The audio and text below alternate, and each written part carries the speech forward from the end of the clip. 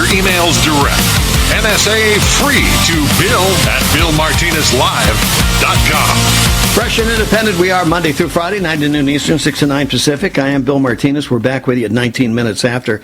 My good friend Craig Huey joins us now. Been looking forward, and you've heard me speak of him often in terms of, vetting the candidates and proposals. Craig and I met years ago in Southern California at a time when he had founded and headed electionforum.org. And I always said to Craig, I said, Craig, if we could only do this on a national level, but he's been blessing the state of California for many years by doing all the hard work to make sure that voters there in California are not what we would refer to as low IQ voters, that they're well informed, they understand what's going on, regardless of how confusing some of these politicians try to make these proposals and the way they present them to us. I mean, you have to read them over and over again. It's almost like you need a family attorney, Craig, to break it down sometimes, right? It really does, especially with the judges. But I got good news for you. So, Bill, yes. We cover all 50 states for the judges now. 400 judges are on the ballot this election, and people can go to electionforum.org in their state, wherever they may be, and we evaluate who's a judicial activist and who's a strict obstructionist. Great. And so we've done that, and we also have links to other states. We have vetting for all of Tennessee, so everybody can go to electionforum.org and see how to vote for their values, and so we take away the mystery of who these candidates are. Exactly. Well, and it's interesting, like right now, in terms of understanding the judges, and, here we are on TVs across the country, we're seeing the hearing and the Senate hearing for the confirmation of Amy Coney Barrett. And that's really is the rub, because we're talking, are we going to put in an activist judge in that position, which RBG, Judge Ginsburg, was known to be, or do we have a constitutionalist or originalist in the garment of one Antonin Scalia? It's probably the number one reason why people should vote in this upcoming election. What is happening right now is we have a 4-4 tie between strict constructionists and judicial activists, and on the basically decisions involving economic freedom, religious liberty, the protection of the unborn. All these are huge issues, and if Amy gets on, Bill, it's going to be fantastic for the next 20 to 30 years, because we'll have a 5-4 majority of strict constructionists who are not legislating from the bench. Exactly. And then, depending upon President Trump being elected or not, we could have 1 or 2 additional Supreme Court judges put onto the bench. Mm-hmm. Well, and we know the Democrats have already showed their hand on this, Craig, and in terms of packing the court. I mean, they've tried, after they've exposed themselves, they've tried to rewrite what they've said, but unfortunately we have them well documented on video. So that is their intent. Joe Biden would want you to believe, well, you have to, kind of like with the Affordable Care Act, elect me first and then you'll find out what's in me.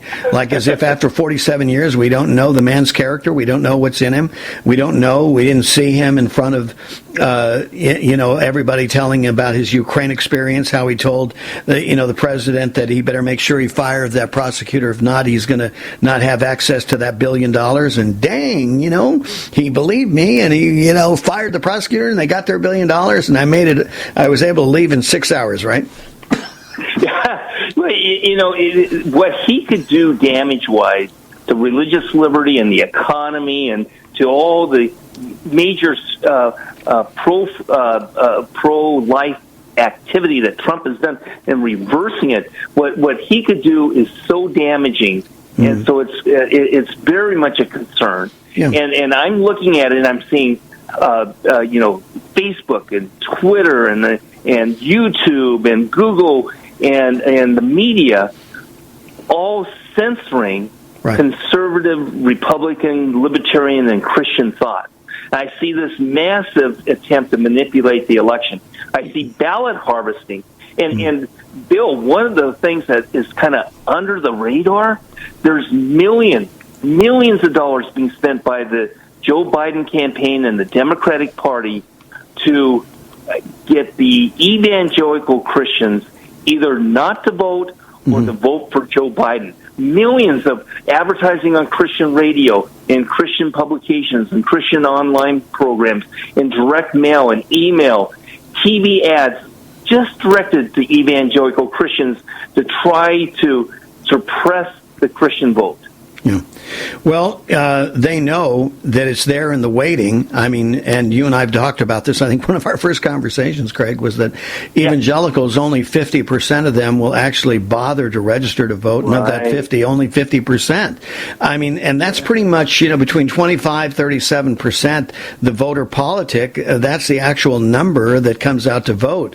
But look at, as they say, and we believe, the very heart and soul of our country, the truth, God bless America, is all in the balance right now if we're not going to take a stand. I mean, just on life alone, the comparative platforms between Republicans and Democrats. This is what's so shocking for me. Someone said that Joe Biden is a practicing Catholic, and my response was he needs more practice, because as a Catholic, you cannot support the Democratic platform just on the issue of sanctity of life.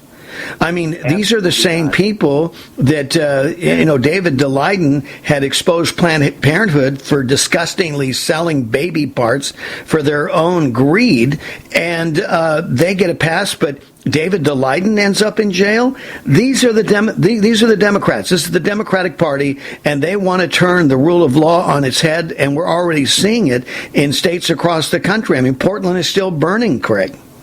Yes, and with the whole abortion thing, remember it was Kamala Harris that is the Attorney General of California that went after Daleiden, pro-life filmmaker. Right. Investigative reporter. It's really, really troublesome because the fact is they have become the Democratic Party of infanticide. They're even against protecting botched abortions where the baby's born alive, and they don't want to save that baby's life. No, comfort care. They're the party that wants to see partial birth abortion where the baby's partially out and they suck out the brain. If the baby was fully out, it would be fully legally infanticide. Right. It's very sad. And Bill, that's one of the reasons I have been trying to communicate to Christians about the importance of this abortion issue and about 7 non-negotiables, things that I say you cannot vote against your values. And so I wrote a book that goes into the abortion issue, the persecuted church, goes into religious liberty, a variety of things, what I call the non-negotiables, that a Christian standing before the true and living God could not make a vote for Joe Biden and Kamala Harris and those Democrats who violate these 7 non-negotiables. Exactly.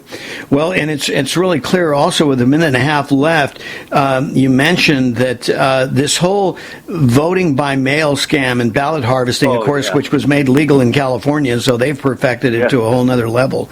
But there's other states that are doing the same thing. About a minute left. I'm going to let you summarize the 6 shocking reasons your vote may never be counted. Thank you very much, voting by mail.